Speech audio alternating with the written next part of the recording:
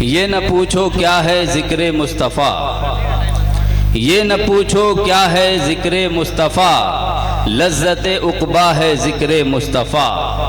اور دل کی تاریکی بہا لے جائے گا، دل کی تاریکی بہا لے جائے گا، نور کا دریا ہے ذکر مصطفیٰ۔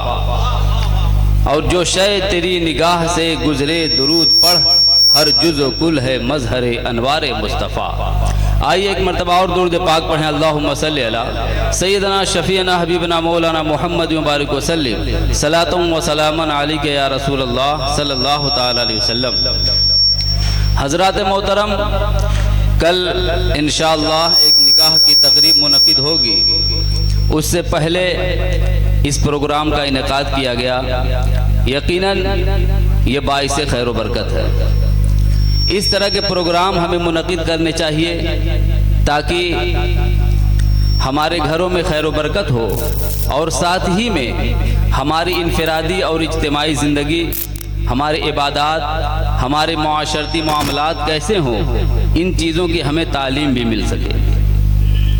میرے عزیزوں، اگر میں آپ سے سوال کروں کہ شادی کرنا کیسا ہے، نکاح کرنا کیسا ہے، تو آپ میں کا ہر فرد یہ کہے گا کہ نکاح کرنا سنت ہے۔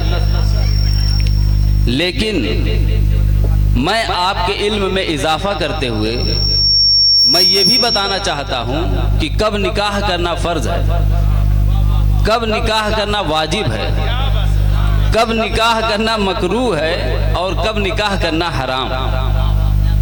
میرے عزیزوں، غور فرمائیں، جب کوئی صاحب نان و نفقہ پر قدرت رکھتا ہو، اس کے پاس اتنی مال و دولت ہو، ذرائع آمدنی ہو کہ وہ اپنا اور اپنے محترمہ کا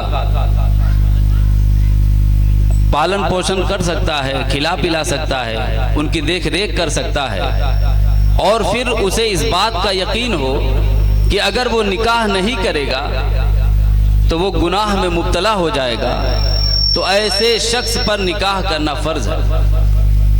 اب آپ اپنا جائزہ لیجئے، اور ہر آدمی خود اپنا اندازہ لگا سکتا ہے کہ وہ کس مرحلے میں ہے، کہ اگر انسان نان و نفقہ ادا کر سکتا ہے اور اسے اس بات کا یقین ہو کہ اگر وہ نکاح نہیں کرے گا تو وہ گناہوں میں مبتلا ہو جائے گا، تو ایسے شخص پر نکاح کرنا فرض ہے۔ اور اگر اسے اس بات کا صرف اندیشہ ہو تو ایسے شخص پر نکاح کرنا واجب ہے۔ اور اگر شہوت کا بہت غلبہ نہ ہو تو پھر اس پر نکاح کرنا سنت موقدہ ہے۔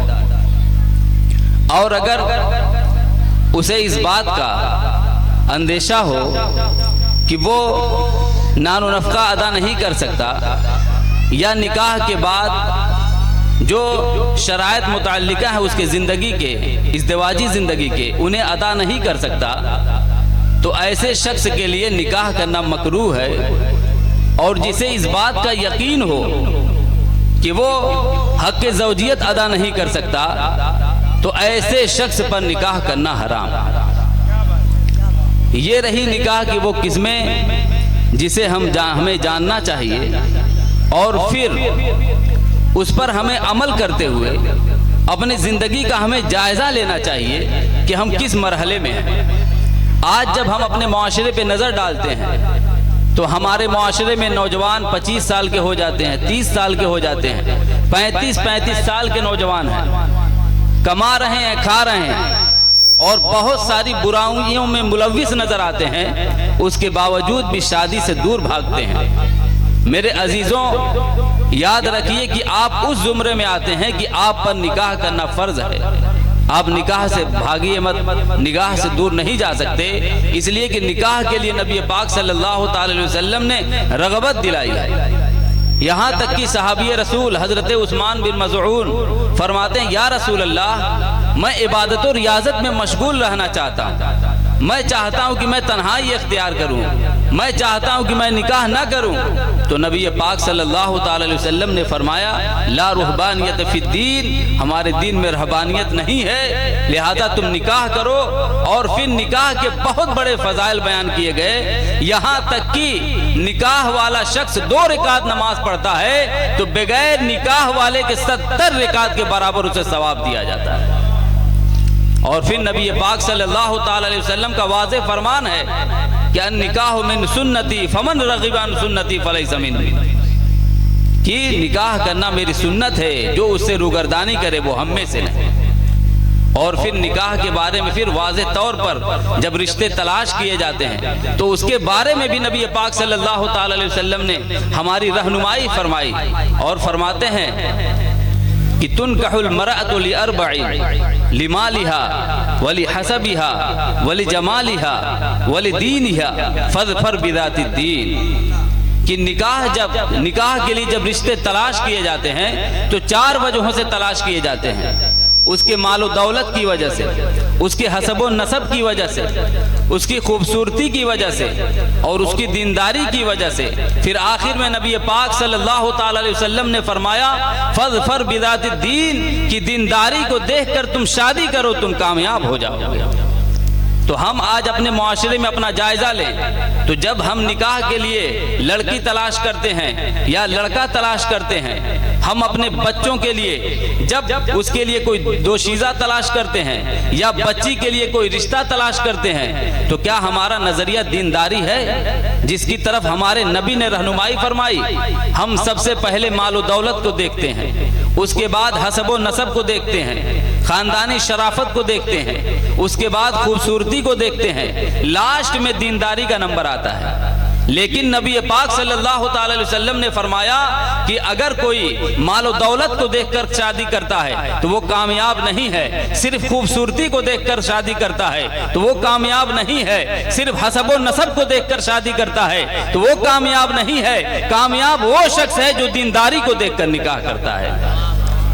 تو ہمارا بھی یہ عمل ہونا چاہیے کہ جب ہم رشتہ تلاش کریں تو ہمیں سب سے پہلے دیکھنا چاہیے کہ دیندار ہے کہ نہیں، اگر لڑکا ہے تو لڑکا پرہیزگار ہے کہ نہیں، اپنے ماں باپ کا فرما بردار ہے کہ نہیں، نمازوں کا پابند ہے کہ نہیں، اس لیے کہ جو اللہ کے حق کو ادا نہیں کرے گا وہ کسی اور کے حق کو کیا ادا کرے گا؟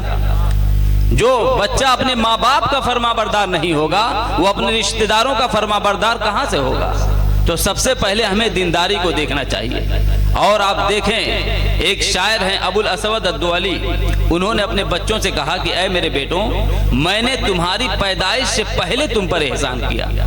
تو بچے تڑپ اٹھے اور انہوں نے عرض کیا کہ اے والد محترم، ہم جب دنیا میں پیدا ہوئے آئے، اس کے بعد آپ نے ہمیں کھلایا پلایا پروان چڑھایا، تو یہ تو آپ کا احسان ہے، لیکن ہماری پیدائش سے پہلے آپ کا کون سا احسان ہے؟ جب ہم دنیا میں آئے ہی نہیں تھے اس سے پہلے آپ کا کون سا احسان ہے؟ تو ابو الاسود الدؤلی شاعر ہیں، وہ کہتے ہیں کہ سنو، میں شاعر ہوں اور شاعر کا مزاج بہت نرم ہوتا ہے، وہ پھولوں سے بات کرتا ہے، کلیوں سے بات کرتا ہے، اور میں نے چاہا کہ اپنے لیے خوبصورت دوشیزہ کو تلاش کروں، اس سے نکاح کروں، لیکن پھر میں نے اپنے بچوں کے بارے میں سوچا، اپنی نسل کے بارے میں سوچا، تو میں نے خوبصورت کے پاس اپنا نکاح کا پیغام نہیں بھیجا بلکہ خوبصیرت کے پاس بھیجا، جس کے نتیجے میں تم ہو اور تمہاری پرورش اچھی سے ہو۔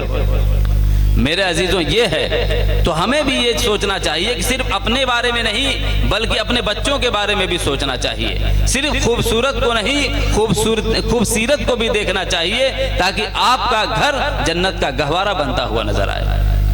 اور پھر یاد رکھیے، بہت سارے مذاہب ایسے ہیں جو کہتے ہیں کہ اگر ترقی پانا ہے، اگر کامیاب ہونا ہے، اگر اپنے معبود کی سچی عبادت کرنا ہے، پوجا کرنا ہے، تو وہ شادی سے دور ہو جاتے ہیں، وہ شادی نہیں کرتے، وہ جنگلوں میں چلے جاتے ہیں، پہاڑوں میں چلے جاتے ہیں، گفاؤں میں چلے جاتے ہیں، اور کہتے ہیں کہ اس طرح سے ہم خدا کو حاصل کر لیں گے، مقبول ہو جائیں گے۔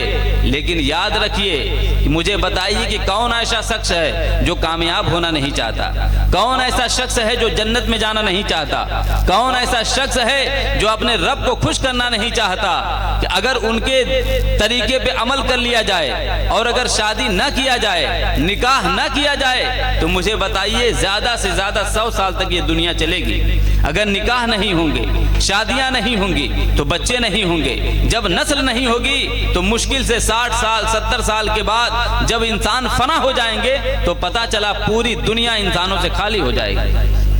تو پتہ چلا کہ ان کے جو نظریات ہیں وہ باطل ہیں، ان کے جو خیالات ہیں وہ صرف مذمومہ ہیں، اس کی کوئی حقیقت نہیں ہے، اور حقیقت تو وہ ہے جس کی طرف نبی پاک نے رغبت دلائی ہے، یہاں تک کہ شادی شدہ کی عبادت کو غیر شادی شدہ سے کی عبادت سے افضل قرار دیا ہے۔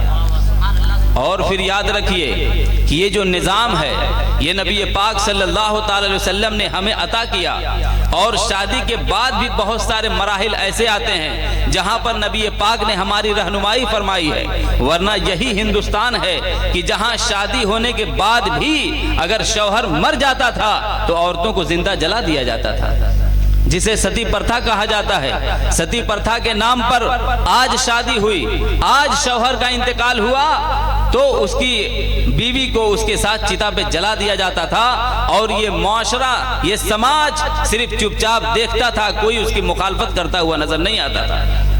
وہ کہتے تھے کہ اگر یہ شوہر مرا ہے تو بیوی کی نحوست کی وجہ سے مرا ہے، لیکن اسی سوسائٹی میں اگر شادی کے بعد عورت جب مر جاتی تھی تو اس کے ساتھ اس کے شوہر کو نہیں جلایا جاتا تھا۔ مین ڈومینیٹنگ سوسائٹی میں مین ہی سب کچھ تھا، آدمی ہی سب کچھ تھا، اسی کو طاقت حاصل، اور عورتوں کو کوئی وقار نہیں تھا۔ لیکن قربان جائیے نبی پاک صلی اللہ تعالی علیہ وسلم پر، جب وہ تشریف لائے تو دنیا سے اس طرح کی پرتھاؤں کا خاتمہ ہو گیا۔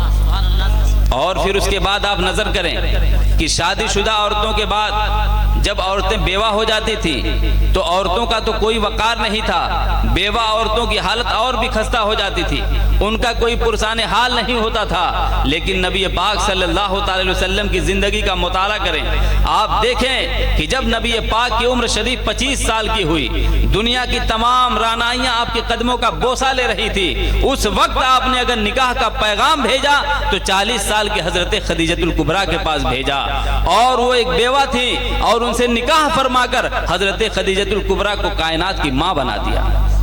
بہت سارے لوگ عورتوں کے حقوق کی بات کرتے ہیں لیکن عملی طور پر وہ نمونہ پیش نہیں کرتے، لیکن نبی پاک صلی اللہ تعالی علیہ وسلم کی وہ ذات ہے جنہوں نے بچیوں کو رحمت قرار دیا اور عورتوں کو وہ مقام دیا کہ قیامت تک دنیا انہیں کبھی نہیں دے سکتی۔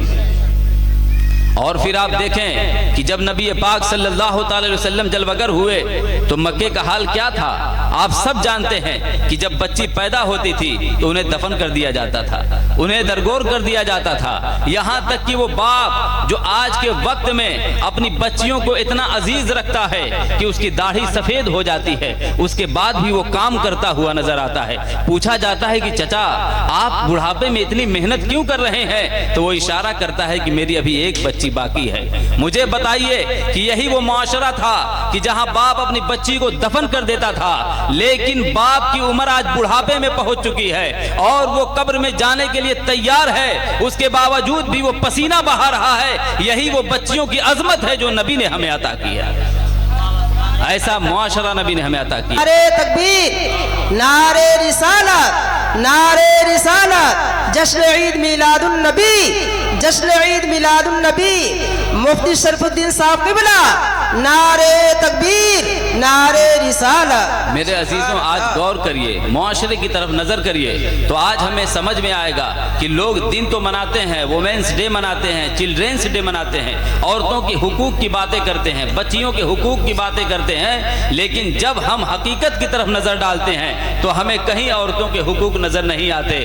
آپ دیکھیں کہ وہ زمانہ تھا جب صحابہ اکرام بیٹھے ہیں، حضرت قیس ہیں اور نبی پاک صلی اللہ تعالی علیہ وسلم فرما رہے ہیں من لم یرحم صغیرنا ولم یوقر کبیرنا فلیس منا، کہ سنو جو ہم پہ چھوٹوں پہ رحم نہ کرے اور بڑوں کی تعظیم نہ کرے وہ ہم میں سے نہیں۔ جیسے ہی نبی پاک نے یہ جملہ فرمایا حضرت قیس کی آنکھیں نم ہو گئیں اور وہ رونے لگے، اور پھر نبی پاک نے پوچھا قیس تم رو رہے ہو؟ بالکل اسی طرح کہ جب بچہ اور رونے کے موڈ میں ماں باپ کے پاس آتا ہے اور माँ बाप कहते हैं कि तुम क्यों रो रहे हो, तो बाप की शफकतों को देखकर बच्चा और बिलख कर तेज रोने लगता है। उसी तरह जब नबी पाक ने पूछा कैस तुम रो रहे हो, तो फौरन हजरत कैस और भी बुलंद आवाज से रोने लगते हैं। कहते हैं या रसूल अल्लाह, जब आप आए तब हमने अपने दिलों में महसूस किया कि हमारे दिलों में भी धड़कता हुआ दिल है, वरना हमारे दिल तो पत्थर के हो चुके थे, हम तो अपनी बच्चियों को दफन कर देते थे। या रसूल अल्लाह, आज आप फरमा रहे हैं कि जो छोटों पे रहम न करे, बड़ों की ताजीम न करे, वो हम में से नहीं। या रसूल अल्लाह, आज जब ये फरमा रहे हैं तो मुझे ज़माने जाहिलियत याद आ गए। या रसूल अल्लाह, ज़माने जाहिलियत में मैंने अपने 6 बच्चियों को जिंदा दफन किया। अल्लाह अल्लाह। और फिर उस ज़माना ऐसा था कि लोग अपने बच्चियों को दफन कर देते थे और साथ में रंगो सुरूर की महफिलें भी सजाते थे। वो अपनी बच्चियों को आर समझते थे, वो बच्चियों को दफन करके खुशियां भी मनाते थे। याद रखिए कि इंसान आज भी गुनाह करता है, लेकिन गुनाह करने के बाद उसके दिल में एहसास गुनाह हुआ करता है। लेकिन वो कितना भयानक दौर था कि जब इंसान गुनाह करता था और उसके दिल में एहसास गुनाह भी नहीं हुआ करता था। वो बहुत ही भयानक दौर होता है। और फरमाते हैं या रसूल अल्लाह कि 6ठी बच्ची का जो वाकया था, वो मेरा दिल आज भी उससे लरज जाता है, मेरा ज़मीर आज भी उसकी वजह से बेदार हो गया है। और या रसूल अल्लाह, जब मैं मुल्क शाम के सफर पे जा रहा था तो मैंने महसूस किया कि मेरी बीवी के शिकम में नन्ही जान सांस ले रही है। मैंने कहा कि सुनो, अगर पैदा होने वाला बेटा होगा तो उसे बचा लेना, और अगर बच्ची होगी तो उसका गला दबा देना। मैं अपने सहन में बच्ची और औरत को बर्दाश्त नहीं कर सकता, लिहाजा वो चले जाते हैं। और इत्तेफाक से बच्ची ही पैदा हुई। जैसे ही माँ ने चाहा कि उसका गला दबा दे, ज़मीर की आवाज आई, सुन, ये तेरे जिगर का टुकड़ा है, ये तुझे माँ कहकर पुकारेगी, ये तेरे चमन का फूल है, ये तुझे माँ कहकर पुकारेगी, तू इसे क्यों मार रही है। लिहाजा उन्होंने छोड़ दिया। और फिर जब कैस आए तो उन्होंने पड़ोसन को दे दिया और कहा कि तुम इसकी परवरिश करो, जब मेरा शौहर चला जाएगा तो फिर मैं इसे अपने पलकों पे बिठाऊंगी। लिहाजा इसी तरह जमाना चलता रहा। 8 साल का जमाना गुजर गया। एक मर्तबा क्या होता है कि अचानक सफर से वापस आते हैं, देखते हैं कि चमन में बच्ची खेल रही है और उनकी बीवी बच्ची की जुल्फें सवार रही है। वो तड़प जाते हैं, कहते हैं कि मेरे आंगन में बच्ची कहां से आ गई, ये बच्ची किसकी है। फिर वो फरमाती है कि सुनिए, ये बच्ची हमारी है। जब आप मुल्क शाम के सफर पर गए थे तो यही बच्ची पैदा हुई थी, लेकिन मैंने उस वक्त झूठ बोला था कि वो मरा हुआ बच्चा पैदा हुआ था। लिहाजा अब मुझसे इसे मोहब्बत हो गई है और मैं इसे मरा हुआ नहीं देखना चाहती। अगर आप इसे मारना चाहते हो तो साथ में मुझे भी मार दीजिए। कैस फरमाते हैं कि उस वक्त तो मैं कुछ नहीं बोला, लेकिन जब रात हुई और रात की जुल्फों का सहारा लेकर मक्के के लोग सो गए तो उसके बाद मैं उठता हूँ और बच्ची को बिस्तर से उठाता हूँ और मक्के की कब्रिस्तान की तरफ ले जाता हूँ जहाँ बच्चियाँ दफन होती थी। और मैंने गड्ढा किया और बच्ची को अपने दफन किया। बच्ची मेरी लाख बार माँ माँ पुकार रही थी, लेकिन मैंने कुछ नहीं कहा। और याद रखिए कि मुसीबत में उसे ही पुकारा जाता है जिससे मदद की उम्मीद होती है। बाप दफन कर रहा था लेकिन बच्ची माँ माँ पुकार रही है, इसलिए कि मदद की उम्मीद माँ से होती है। उसी तरह हम जब परेशान होते हैं तो या रसूल अल्लाह पुकारते हैं, या हबीब अल्लाह पुकारते हैं, इसलिए कि हमें अपने नबी से मदद की उम्मीद हुआ करती है। बहरहाल वो माँ माँ पुकारती रही, लेकिन उसके बावजूद भी उन्होंने दफन कर दिया। दफन करने के बाद वापस लौटते हैं, फिर उन्हें पीछे से आवाज सुनाई देती है, अब्बा अब्बा। जब पीछे मुड़कर देखते हैं तो वहां पर कोई आवाज नहीं आती। वो समझ जाते हैं कि ये मेरी ज़मीर की आवाज है। और कैस फरमाते या रसूल अल्लाह, तब से लेकर आज तक मेरा ज़मीर मुझे मलामत कर रहा है, मेरा ज़मीर मुझ पे लानत भेज रहा है और मैं तड़प रहा हूँ। तब से लेकर आज तक मैं तड़प रहा हूँ या रसूल अल्लाह। यहाँ पर मैं एक सवाल भी करना चाहूँगा कि जब 6 बच्चियों को दफन कर चुके तो फिर आखिरी बच्ची के वक्त इतना एहसास कहाँ से आ गया? आखिरी बच्ची के वक्त उनका दिल क्यों मचल रहा है? याद रखिए, जब सूरज निकलने वाला होता है तो उससे पहले ही सूरज निकलने के आसार नजर आने लगते हैं। पहाड़ों की चोटियां पुकारने लगती हैं कि सूरज निकलने वाला है। हवाओं की मध्यम रवानियां पुकारने लगती हैं कि सूरज निकलने वाला है। और फजर के नमाजियों का कदम पुकारने लगता है कि सूरज निकलने वाला है। चिड़ियों की चरचराहट पुकारने लगती है कि सूरज निकलने वाला है। उसी तरह जब नबी पाक सल्लल्लाहु अलैहि वसल्लम जलवागर होने वाले थे तो दिलों में नूर और उजाला ऐसे ही फैल रहा था, ताकि परवरदिगार आलम ये चाहता था कि ये दुनिया के लोग अपने ज़मीर के अंधेरे में नहीं बल्कि नबी का इस्तेकबाल अपने ज़मीर के उजाले में करें। तभी तो वो लोग, उनके दिलों में ये बात आने लगे कि ہم غلط کر رہے ہیں اور ہمارا یہ عمل غلط ہے، لہٰذا وہ کہتے ہیں کہ تب احساس ہو گیا۔ تو یاد رکھیے کہ نبی پاک صلی اللہ تعالی علیہ وسلم کا صرف ایک جملہ، من لم یرحم صغیرنا ولم یوقر کبیرنا فلیس منا، کہ جو چھوٹوں پہ شفقت نہ کرے اور بڑوں کی تعظیم نہ کرے وہ ہم میں سے نہیں۔ یہ ایسا جملہ ہے کہ اگر پوری انسانیت اس پر عمل کر لے تو پوری دنیا امن کا گہوارہ بن جائے گی۔ اس لیے کہ جب ہم دیکھتے ہیں کہ ہم سے کسی بڑے سے ٹکراؤ ہوتا ہے، کوئی چھوٹا ہماری زبان درازی کرتا ہے، لیکن اگر ہم میں کا ہر کوئی چھوٹوں پہ شفقت کرنے لگے اور بڑوں کی تعظیم کرنے لگے تو سارے اختلاف مٹ جائیں گے اور کائنات امن کا گہوارہ بن جائے گا۔